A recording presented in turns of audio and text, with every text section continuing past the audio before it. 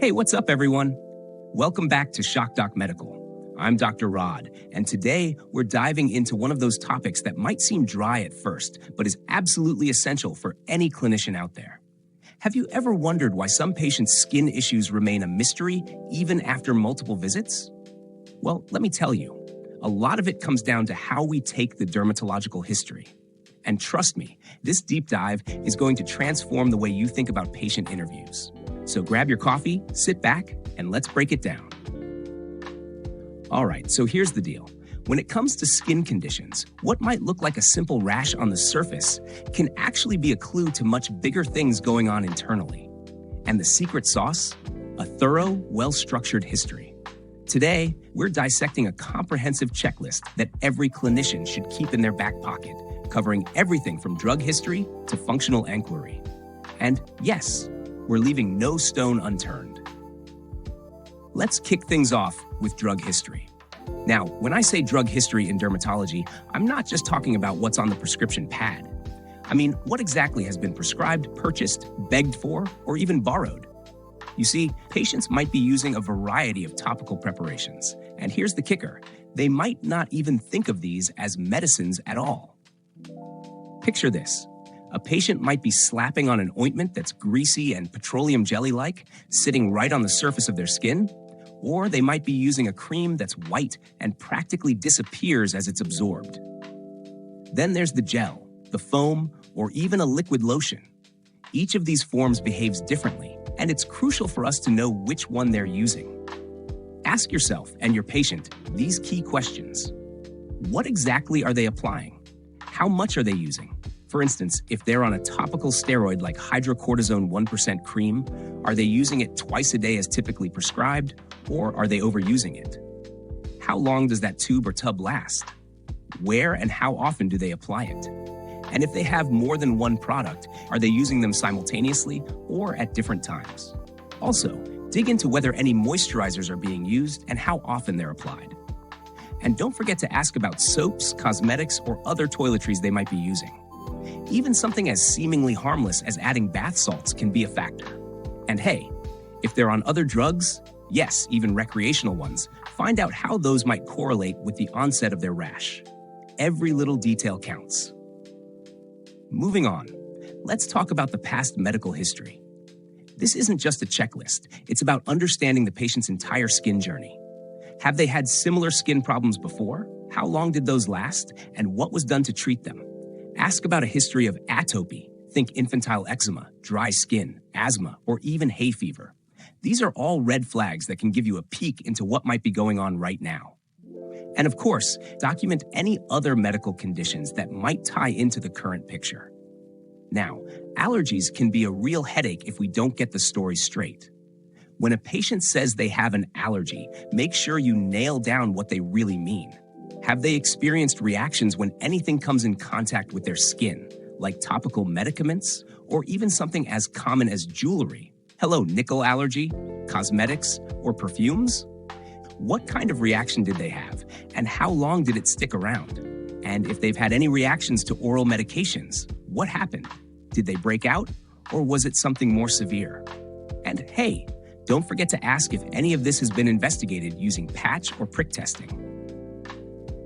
Next up is the social and personal history. This part is super important because lifestyle factors often play a hidden role in skin issues. Dive into their exposure to nicotine and alcohol, their sexual history, travel habits, hobbies, and even their occupation. Sometimes the environment outside the clinic can be the missing piece of the puzzle. Family history. This one's a gem. Ask if anyone at home has a similar skin problem. Keep in mind that scabies and certain skin infections are contagious, while other conditions, like atopic eczema or psoriasis, might have a strong genetic link. Sometimes, drawing a family tree can really help, especially if you suspect an inherited condition. This can be a game changer in understanding the bigger picture. Last but definitely not least, we have the functional inquiry.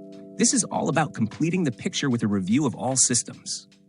Ask your patients about any additional symptoms, itching, ulcers, or purpuric rashes, which could be signs of a systemic disease. A thorough history like this can provide clues to diagnoses such as underlying malignancy or connective tissue diseases, and it guides both your examination and subsequent investigations. Remember, patients don't always volunteer these additional tidbits because they may not see the connection to their skin problem, so a little prompting goes a long way. Now, let's connect the dots. Imagine a patient coming in with a stubborn rash that's been misdiagnosed for months. Without a detailed dermatological history, you might miss that they've been using an over-the-counter cream inconsistently, or that their family has a history of atopic eczema. Maybe they've been mixing prescription medications like clobetasol 0.05% ointment, typically used once or twice a day, with heavy moisturizers, or even using aggressive soaps that strip their skin's natural oils. These details, as mundane as they might seem, are critical for tailoring the right treatment plan. I remember one case, a guy who'd been using his friend's borrowed cream, not realizing it was meant for a different condition altogether.